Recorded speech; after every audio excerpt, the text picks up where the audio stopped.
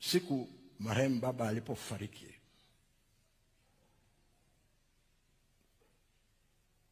Kinyakyusa, kwa wale Wanyakyusa mlioko hapa mnajua, kama sio Mnyakyusa wa mjini, ukienda kule nyumbani, kama umezika mtu leo, kesho asubuhi lazima uwahi kaburini.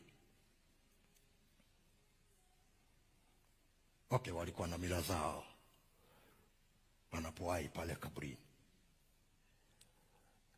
Kwa nilijua mama yangu mzazi atataka kwenda, na mimi sikutaka aende kwa utaratibu wa mila ambazo zingine hazijakaa vizuri.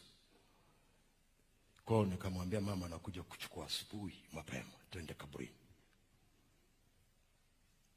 Kwa hiyo mapema kwenye saa 12 hivi nikamgongea, tukatoka tukaenda kaburini kwa baba alipokuwa amezikwa. Tulipofika pale, mama akaanza kulia. Nilijua alikokuwa naelekea. Nikamwambia, usilie kwanza, usikilize kwanza nitakavyoomba, ili siku nyingine ukisikia kuja, omba maombi ya namna hii. Chunga sana maombi unaomba kaburini. Kwa hiyo nikamwambia tuombe.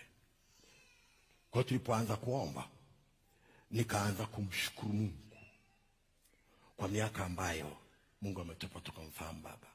Kumshukuru Mungu kwamba tumepita kwenye viuno vyake. Kumshukuru Mungu kwamba alitulea tukamjua Mungu. Kumshukuru Mungu kwamba alitutunza, alitusaidia, alituvumilia. Na kumshukuru Mungu kwamba ametupa nafasi ya kuona mwili wake na tuwe na mahali pa kuweka kaburi lake. Maana kuna wengine mtu anapotea hawajui hata yuko wapi. Alafu nikashukuru tena, hicho kitu nataka usikie.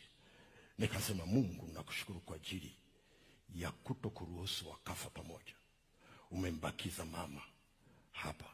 Ninaomba pia umsaidie ashike nafasi mbili, ya baba na mama. Mpe maisha marefu. Tuko watu wazima lakini bado tunamhitaji. Bwana Yesu asifiwe. Bwana Yesu asifiwe.